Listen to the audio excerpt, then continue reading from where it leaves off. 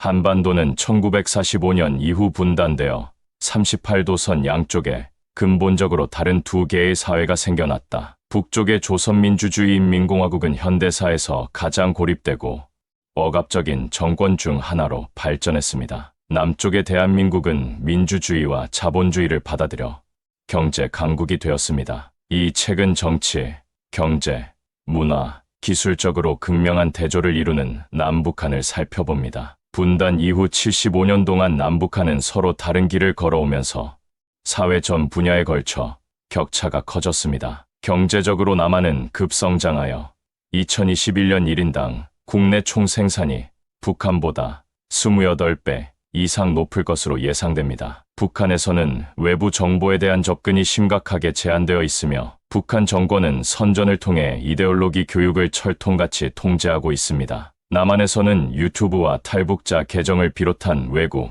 미디어의 확산으로 국경 너머의 삶에 대한 인식이 높아졌습니다. 특히 북한에서는 시장에 정통한 젊은이들의 등장으로 전통적인 국가, 정통성에 도전하는 세대교체도 진행되고 있습니다. 영화, 음악, 라이프스타일, 패션 등 남한의 문화가 불법 무역, 네트워크와 국경을 넘는 데이터 전송을 통해 북한에 스며들고 있습니다. 북한 밀레니얼 세대가 이러한 영향에 점점 더 매료되고 있다는 것은 사회적 가치와 태도가 진화하고 있음을 시사합니다. 이 책은 이러한 차이의 기원과 진화, 그리고 그 함의를 6개의 장으로 나누어 분석합니다.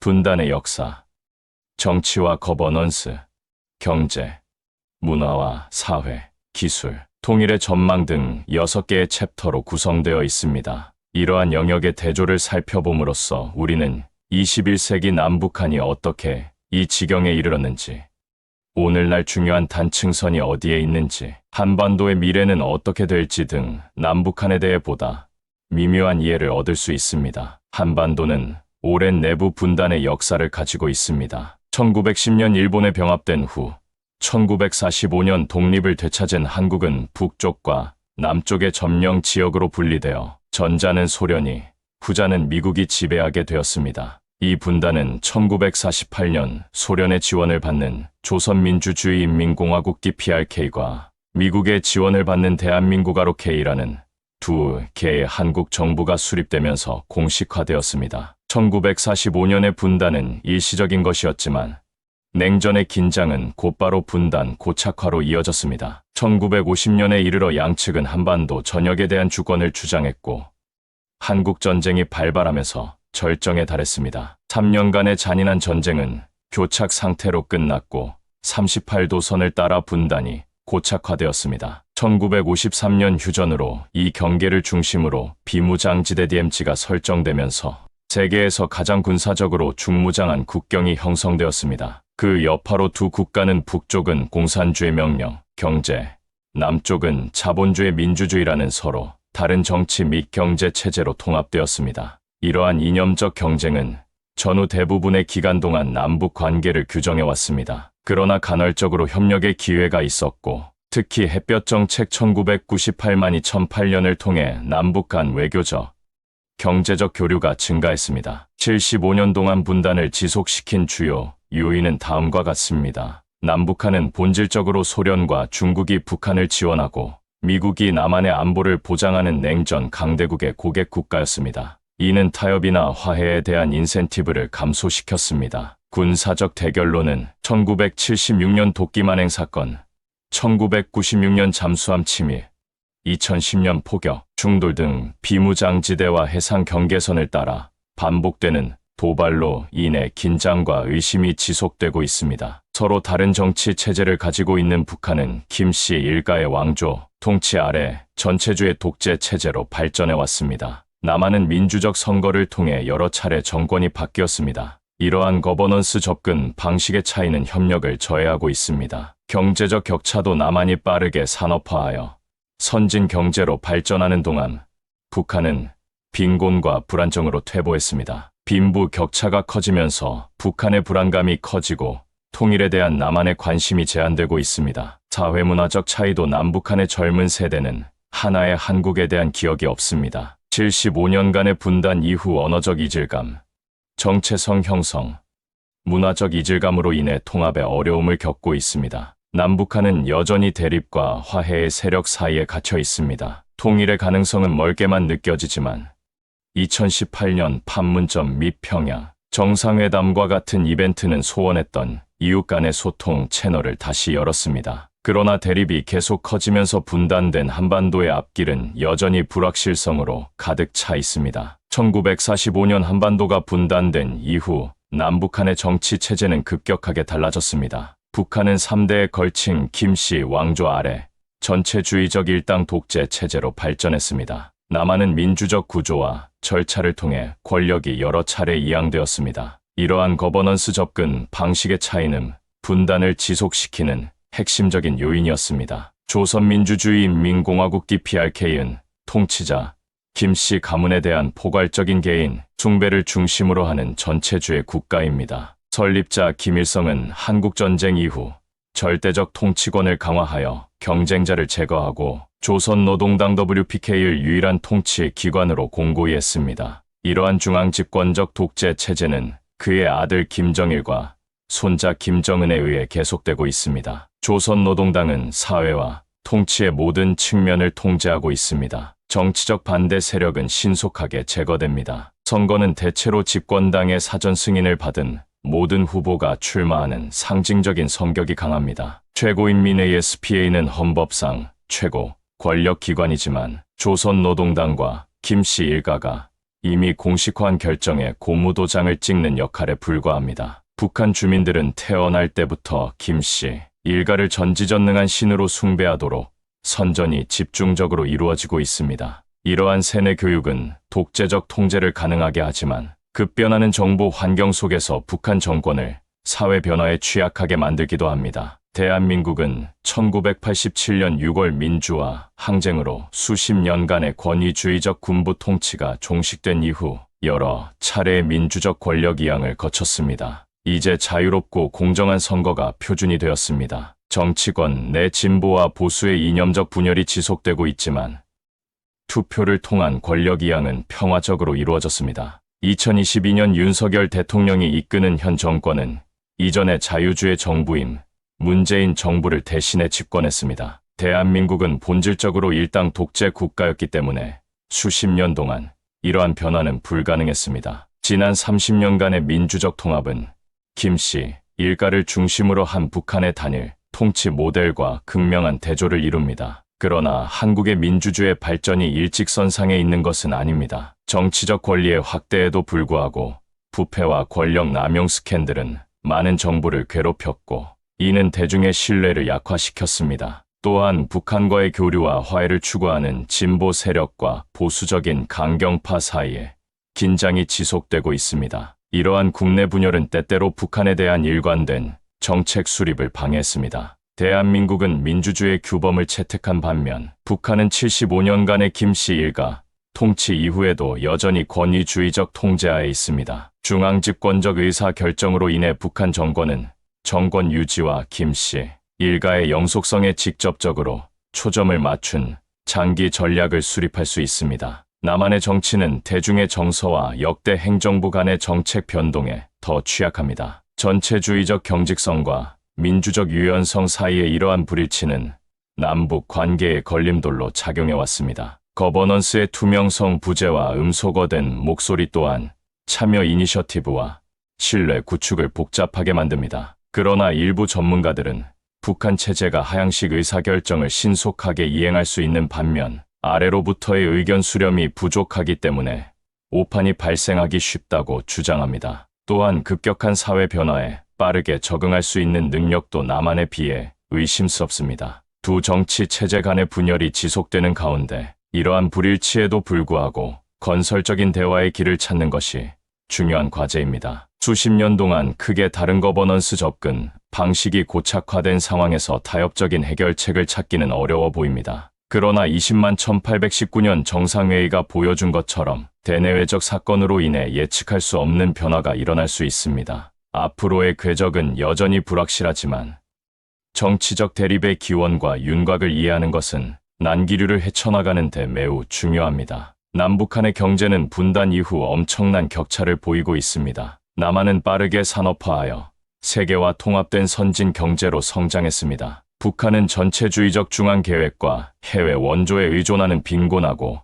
폐쇄적인 경제로 퇴보했습니다. 이러한 번영의 격차는 계속 확대되어 38도선을 가로지르는 긴장을 악화시키고 있습니다. 풍부한 천연자원과 문맹률이 낮은 노동력에도 불구하고 북한 경제는 전체주의 지도부의 획일적인 명령 정책으로 인해 정체되어 있습니다. 현재 북한의 1인당 GDP는 남한의 5%에도 미치지 못하며 평균 국민소득은 연간 1,300달러 정도입니다. 인구의 최대 60%가 만성적인 식량 부족에 직면해 있습니다. 농업이 GDP의 20% 이상을 차지하며 경제적으로 가장 큰 비중을 차지하고 있지만 만성적인 식량 부족을 상쇄하기 위해 국제 원조에 크게 의존하고 있습니다. 산업 인프라는 수십 년간의 저투자와 예비 부품 부족으로 인해 극도로 낙후되어 있습니다. 간헐적인 수입 대체 시도는 실패로 돌아갔고 외국인 투자를 유치하기 위한 새로운 경제 특구 개발은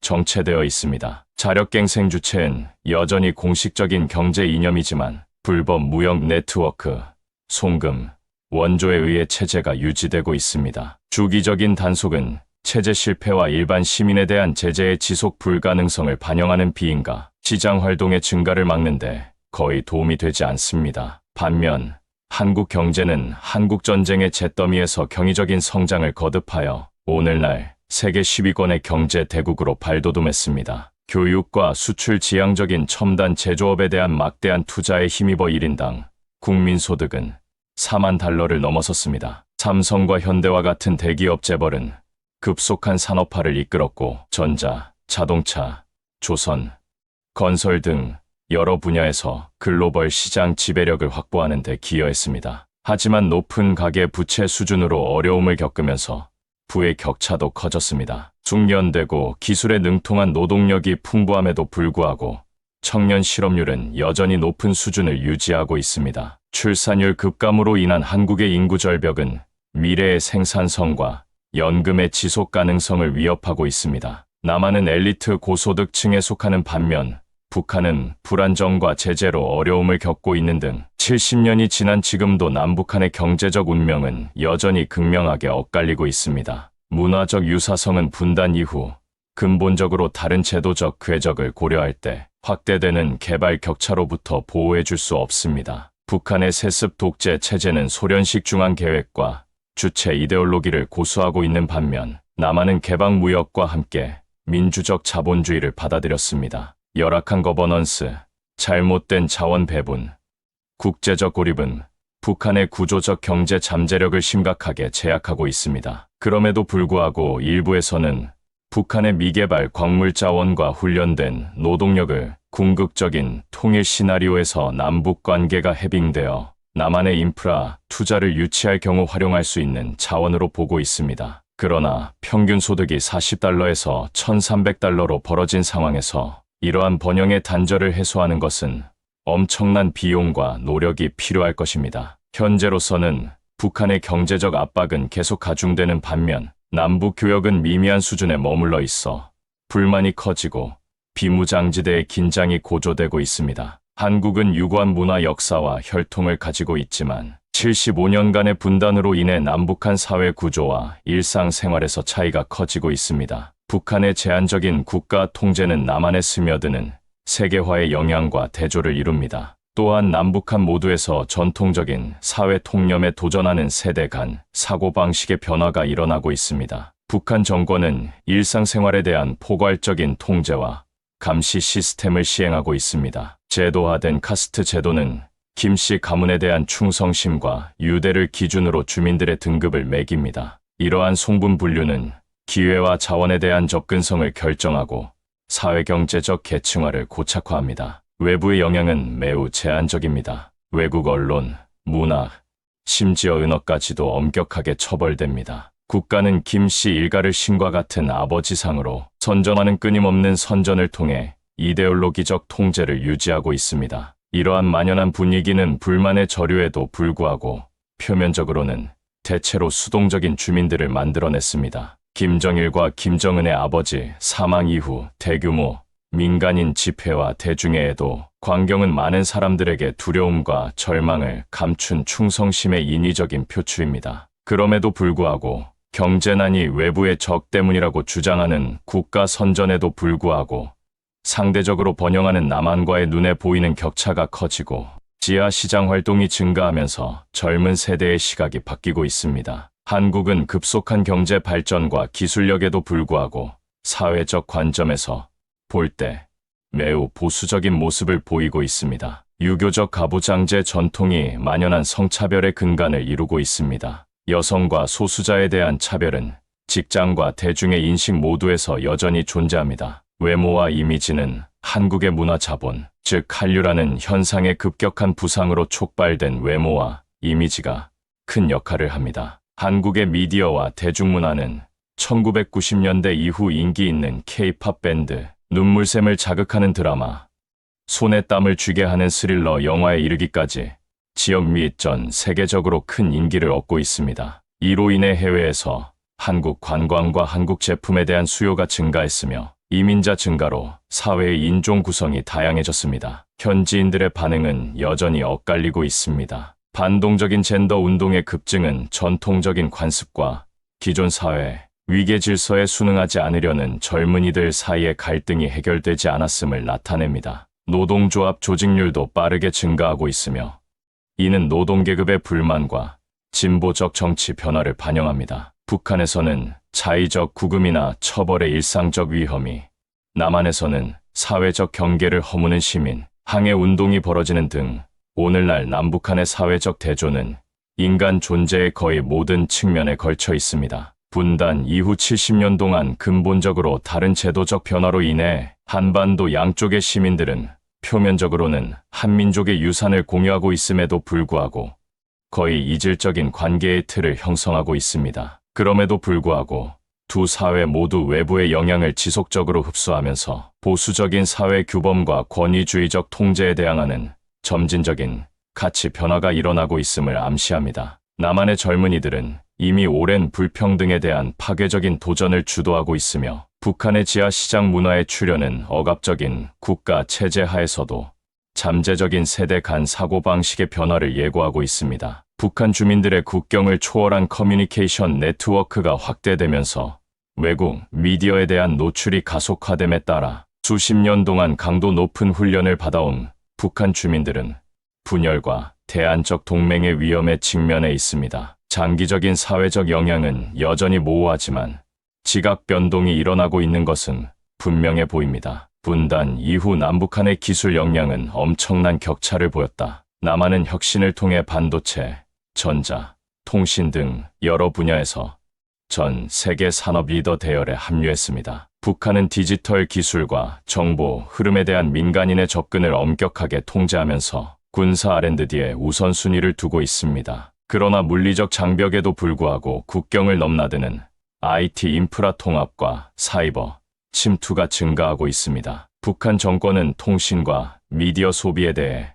광범위한 감시 체제를 유지하고 있습니다. 라디오와 TV는 국가 선전 방송만 수신할 수 있도록 고정되어 있습니다. 광명이라는 국가 차원의 인트라넷 네트워크는 전 세계 인터넷과 단절되어 있습니다. 북한 당국은 해외 데이터 흐름을 차단하고 밀수 기기를 탐지하며 비공식 정보 침투를 줄이기 위해 끊임없이 노력하기 때문에 무단 접속은 심각한 처벌을 초래합니다. 그럼에도 불구하고 수백만 명의 북한 주민이 국경 근처의 밀수 기지국을 통해 전화, 문자, 동영상, 인터넷 연결이 가능한 불법 중국산 모바일 기기에 은밀히 접속하고 있다는 통계가 있습니다. 금지된 남한 미디어도 마찬가지로 거래되는 USB 드라이브와 SD 카드를 통해 내부적으로 확산되고 있는 것으로 알려졌습니다. 북한 정권은 또한 최근 몇 년 동안 내부 감시와 외부 표적 공격을 위한 사이버 전쟁 역량을 강화해왔습니다. 2014년 소니 해킹과 같은 사이버 공격은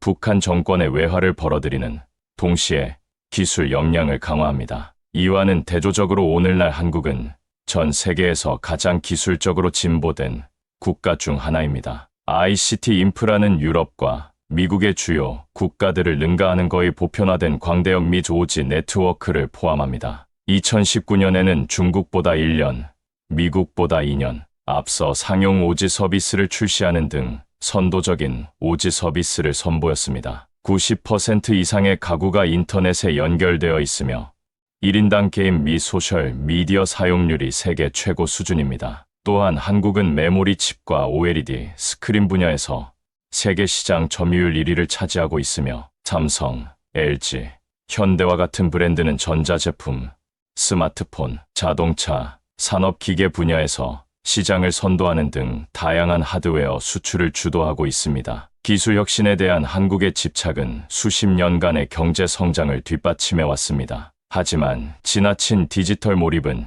청소년의 게임 중독과 같은 사회적 문제를 야기하기도 합니다. 남한은 기술 강국으로서 앞서 나가고 있지만 북한은 75년간의 고립과 엄격한 통제로 인해 심각한 기술 격차를 보이고 있습니다. 그러나 일부 징후는 북한 정권이 세대 간 기대치의 변화 속에서 기술 추격이 중요하다는 것을 깨닫고 있음을 시사합니다. 외국 벤처기업을 위한 제한된 IT 특구는 현대화의 한 단면을 보여줍니다. 북한은 공상과학에 대한 열망을 보여주면서 2030년까지 기술 인프라와 역량을 확대하겠다는 야심 찬 계획을 방송으로 내보냈습니다. 또한 일부 영역에서는 국경을 초월한 통합도 조용히 진행되고 있습니다. 북한의 국경 도시인 개성에서 남북이 공동으로 운영하는 산업 단지는 지정학적 긴장이 고조되기 전까지 10년 넘게 운영되었습니다. 비무장지대를 가로지르는 통신선은 주기적인 관계 경색에도 불구하고 여전히 활발히 사용되고 있습니다. 분단이 지속되면서 기술력의 격차가 지속되는 가운데 소원해진 이웃 간의 미묘한 형태의 기술 기반 상호 연결은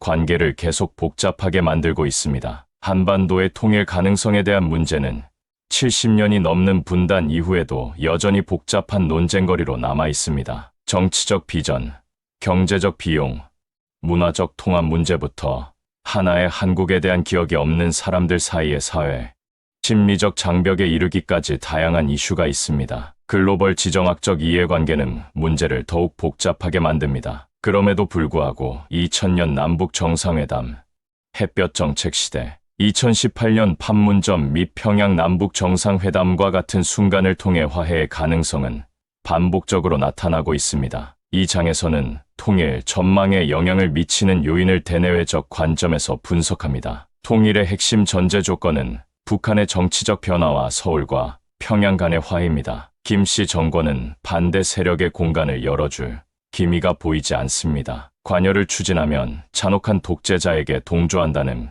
비난을 받을 위험이 있습니다. 남한의 진보와 보수 사이의 깊은 이념적 분열은 일관성 있는 정책을 더욱 방해합니다. 북한 정권이 붕괴하면 남한에 흡수될 가능성이 높아지지만 대규모 난민 유입이나 군사적 충돌로 인한 혼란이 발생할 위험이 있습니다. 조기 통일을 옹호하면 인도주의적 필요보다 정치적 목표를 우선시한다는 비난을 받습니다. 이러한 정치적 관성을 극복하기 위해서는 언론 교류, 남북 이산가족 상봉 확대, 인적 교류 확대와 같은 신뢰 구축 조치를 통해 사회문화적 단절을 점진적으로 해소해야 합니다. 통일은 1차적인 재정 부담을 짊어져야 하는 한국 국민에게 엄청난 경제적 대가를 치르게 할 것입니다. 20년에 걸쳐 1인당 5만 달러가 소요될 것으로 추산되는데 이는 감당할 수 있는 수준이지만 대대적인 세금 인상이 필요하고 성장에 영향을 미칠 것입니다. 핵 위협을 억제하기 위해 지원을 증권화하여 국제 원조를 유치하면 일부 비용을 줄일 수 있습니다. 긍정적인 측면은 북한의 광물 자원, 훈련된 노동력, 중국 및 러시아와의 육로 무역을 위한 관문 위치에 대한 접근성입니다. 그러나 단기적인 인프라 구축에만 수십억 달러가 필요하며 교통망, 발전소, 산업단지, 사회 서비스 구축에도 수십억 달러가 소요됩니다. 1990년대 러시아와 같은 사회 붕괴를 피하려면 시장 자유화도 점진적으로 이루어져야 합니다. 도전 과제, 75년간의 분단으로 인한 방언, 생활 방식, 사고방식의 차이는 경제적 지원과 함께 사회 통합의 장애물이 되고 있습니다. 생계를 위해 고군분투하는 북부 주민들과 훨씬 더 부유한 남부, 친척들 사이의 소외감을 극복하려면 지속적인 문화적 몰입을 통해 세대 간 태도 변화가 필요합니다. 반공주의적 수사를 보존하는 학교, 교과서는 북부의 관점을 수용하는 균형 잡힌 서술로 바뀌어야 합니다. 교류 프로그램을 통해 청소년들이 서로를 접하면 상호 이해의 폭이 넓어집니다. 역사적 유산을 인정하는 유네스코 유산 공동등재 신청은 하나의 민족으로서의 정체성 재정립에 도움이 됩니다. 이러한 사회문화적 투자는 결실을 맺는 데 수십 년이 걸리지만 2차 세계대전 이후 한반도가 분단된 이후 본질적으로 유사하지만 근본적으로 다른 세계관 아래 사회화된 두 인구 사이에 내재된 적대감을 해소할 수 있습니다. 한국 정치가 경쟁적인 지역 의제와 얽혀 있는 상황에서 주요 강대국들은 통일에 대해 때로는 간섭하고 때로는 모순적인 태도를 취하고 있습니다. 미국은 전략적 균형이 깨질 위험을 감수하지 않기 위해 현상유지 분단을 지지합니다. 중국은 서방과 동맹을 맺은 한국보다 우호적인 완충 국가를 선호합니다. 일본은 잠재적 경제적 기회에 주목하지만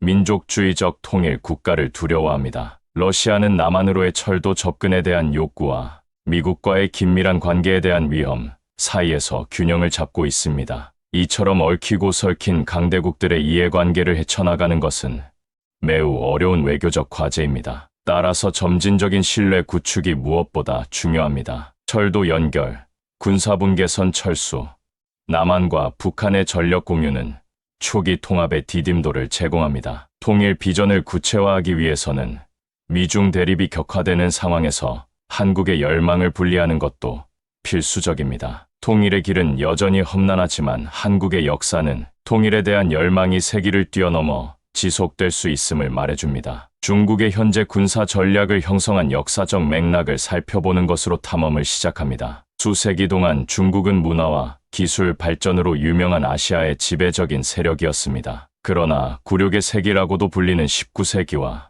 20세기 초는 심각한 쇠퇴와 외국의 점령, 내분으로 점철된 시기였습니다. 이러한 사건들은 국민 정신에 깊은 영향을 미쳤고 세계 무대에서 잃어버린 명성과 지위를 되찾고자 하는 열망을 불러일으켰습니다. 21세기로 넘어오면서 군사력을 빠르게 변화시키고 있는 중국을 발견할 수 있습니다. 한때 거대했지만 기술적으로 열세였던 인민해방군 PLA는 현재 대대적인 현대화 작업을 진행 중입니다. 항공모함과 첨단 잠수함을 포함한 해군 함대의 확장부터 스텔스, 전투기 개발과 사이버전 능력에 이르기까지 이러한 변화의 다양한 측면을 살펴봅니다. 오늘날 중국 인민해방군을 형성하는 최신 군사 하드웨어와 전략 교리에 대해 자세히 설명합니다. 중국의 군사적 부상은 세계 질서, 특히 아시아 태평양 지역에 중대한 영향을 미칩니다. 중국의 영유권 주장과 군사력 증강으로 인해 주변 국민 미국과 마찰을 빚고 있는 남중국해의 긴장 상황을 살펴봅니다. 또한 중국의 1대1로 이니셔티브 BRI와 인프라 및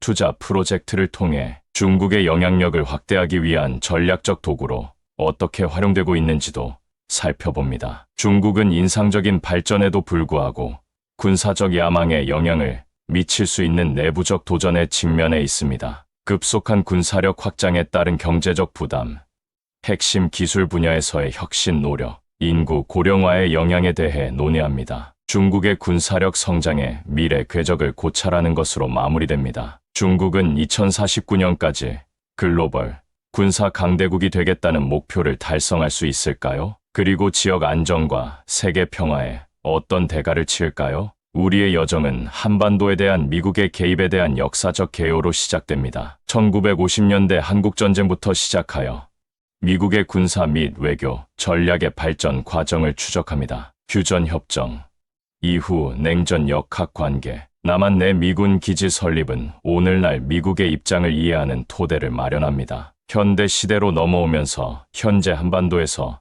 미국의 군사적 태세를 살펴봅니다. 여기에는 한국에 주둔하는 미군 병력, 합동 군사훈련, 이러한 배치의 전략적 목표에 대한 자세한 내용이 포함됩니다. 또한 봉쇄와 억지력에 초점을 맞추던 미국의 대북 접근 방식이 최근 외교와 관여, 노력으로 변화하는 과정을 살펴봅니다. 상당 부분은 미중 세력 역학 관계와 이것이 한반도에서의 미국 전략에 미치는 영향을 분석하는 데 할애되었습니다. 중국의 군사적 부상에 대한 미국의 시각과 이것이 동아시아 안보에 대한 미국의 접근 방식을 어떻게 형성하는지 살펴봅니다.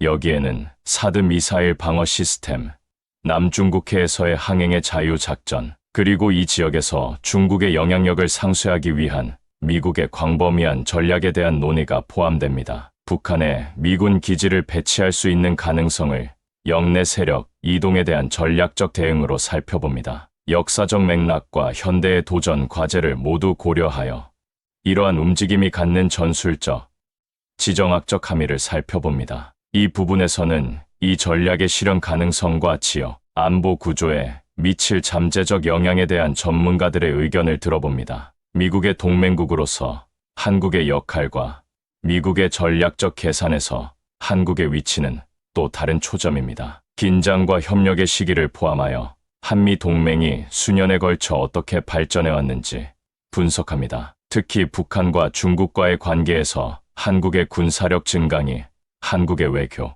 정책 목표에 미치는 영향에 대해 자세히 논의합니다. 북한의 역사적, 정치적 진화에 대한 탐구로 시작합니다. 김씨 왕조의 뿌리를 추적하고 그 이념과 정책이 북한의 국내외 정체성을 어떻게 형성했는지 살펴봅니다. 한국전쟁, 휴전, 주체사상 확립 등 주요 사건을 다루고 있습니다. 이러한 배경은 북한의 현재 정책과 국제적 상호작용을 이해하는 데 도움이 됩니다. 핵심은 북한의 핵 프로그램과 군사 전략입니다. 핵 프로그램이 지역 안보와 국제 외교에 미치는 영향을 고려하여 북한이 핵 능력을 추구하는 동기를 살펴봅니다. 또한 북한이 군사력을 과시하는 것과 그 행동이 초래할 외교적 결과를 탐색하는 것 사이에서 어떤 균형을 추구하고 있는지 살펴봅니다. 국제 제재로 인해 더욱 악화된 북한의 경제적 어려움은 핵심 주제입니다. 이러한 제재가 북한 경제와 주민들에게 미치는 영향을 살펴보고 북한 정권이 이러한 도전을 어떻게 헤쳐나가고 있는지 살펴봅니다. 또한 북한 경제를 지탱하는 데 있어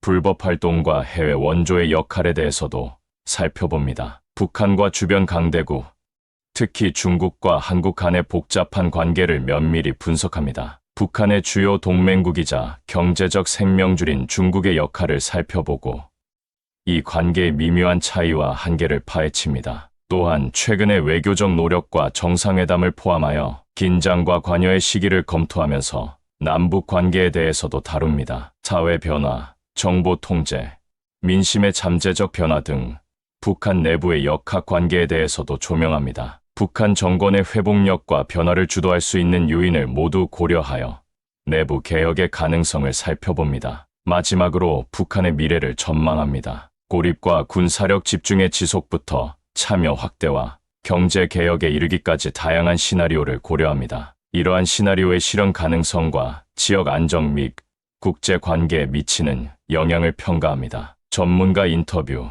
위성 사진, 탈북자 증언을 활용하여 이 수수께끼 같은 국가에 대한 다각적인 시각을 제공합니다. 따라서 동아시아의 드리운 그림자는 북한의 전략, 동기, 동아시아, 지정학적 지형에서 북한의 위치를 규정하는 복잡한 관계망에 대한 통찰력을 제공하면서 북한에 대한 포괄적이고 매력적인 탐구를 제시합니다. 한반도의 운명을 결정짓는 데 중국의 개입이 중추적인 역할을 했던 한국전쟁으로 거슬러 올라가 중국과 북한 간의 역사적 관계를 살펴보는 것으로 시작됩니다. 역사적으로 두 나라를 묶어온 공산주의라는 공통의 이념적 토대를 탐구하고 이러한 이념적 관계가 수년에 걸쳐 어떻게 발전해 왔는지 살펴봅니다. 중요한 초점은 북중 관계의 경제적 측면에 있습니다. 중국은 북한의 최대 무역 파트너이자 중요한 원조 공급원으로 고립된 북한 정권의 생명줄을 제공하고 있습니다. 신의주 북강대교와 고속철도 개발과 같은 주요 인프라 프로젝트를 분석하여 이러한 프로젝트가 북한에서 중국의 영향력을 상징하고 강화하는 방법을 강조합니다. 또한 국제 제재가 북한에 미치는 영향과 북한 정권의 생존을 위해 경제 파트너로서 중국의 역할이 어떻게 점점 더 중요해지고 있는지도 살펴봅니다. 중국의 대북 관여의 근간이 되는 전략적 및 지정학적 고려 사항도 살펴봅니다. 여기에는 미국과 동맹국인 한국 사이의 완충 상태를 유지하려는 중국의 욕구, 한반도의 안정에 대한 우려, 북한 핵 프로그램의 전략적 함해 등이 포함됩니다. 중국이 북한에 대한 지원과 글로벌 외교 목표 및 관계, 특히 미국 및 한국과의 관계 사이에서 균형을 유지하는 방법에 대한 통찰력을 제공합니다. 특히 육자회담과 기타 국제 포럼의 맥락에서 북한과 관련한 중국의 외교적 책략을 면밀히 살펴봅니다. 중국이 중재자로서 어떻게 자신을 포지셔닝하고 있는지, 영내 확전을 방지하기 위한 노력은 무엇인지, 다른 지역 및 글로벌 강대국들과 관련된 복잡한 이해관계의 상호작용을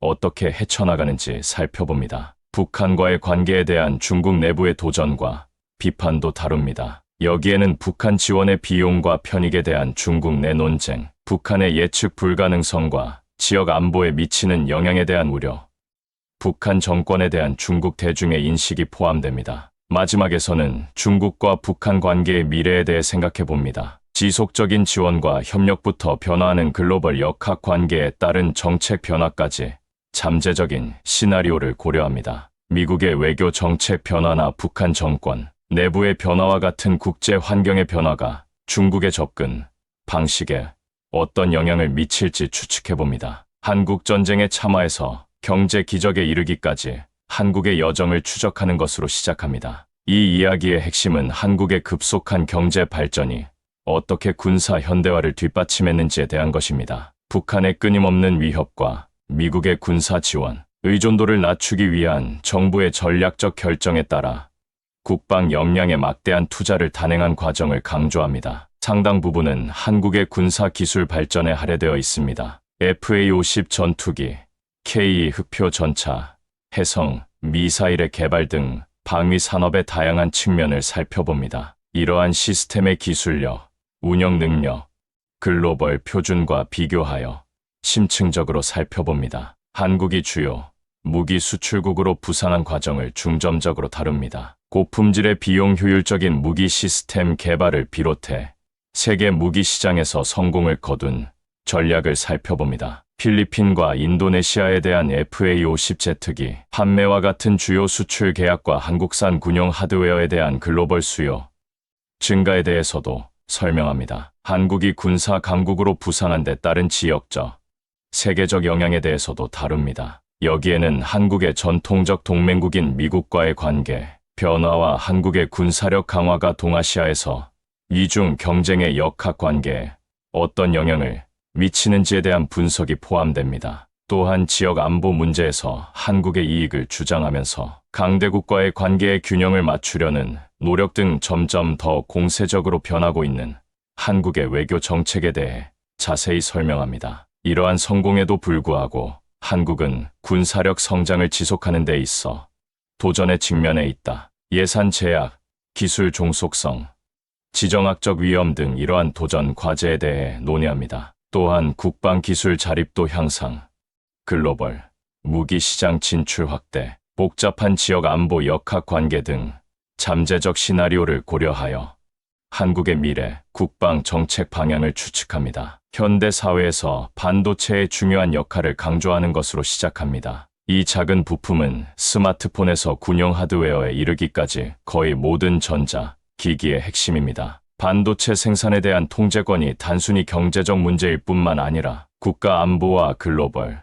기술 패권의 문제이기도 한 이유를 설명합니다. 반도체 산업에서 한국의 리더십은 핵심 초점입니다. 삼성과 SK하이닉스와 같은 기업이 어떻게 글로벌 리더가 되었는지 살펴보고 이들의 기술 발전과 전략, 도전 과제를 파헤칩니다. 연구 개발에 대한 정부의 지원, 혁신을 위한 기업의 전략, 이 분야를 주도하는 고도로 숙련된 인력 등 반도체 강국으로 부상한 한국의 이야기를 다룹니다. 반도체 생산의 자급자족을 달성하려는 중국의 야심찬 계획을 살펴봅니다. 이 분야에 대한 중국 정부의 대규모 투자, 국내 생산 목표, 기술 격차, 외국 전문 지식에 대한 의존도, 국제 무역 긴장과 제재의 영향 등 직면한 과제를 살펴봅니다. 이 기술 전쟁에서 미국의 역할은 매우 중요합니다. 반도체 수출 통제에 대한 미국의 정책, 중국의 야망에 대한 영향, 그리고 이것이 미중 기술 경쟁에 미치는 영향에 대해 논의합니다.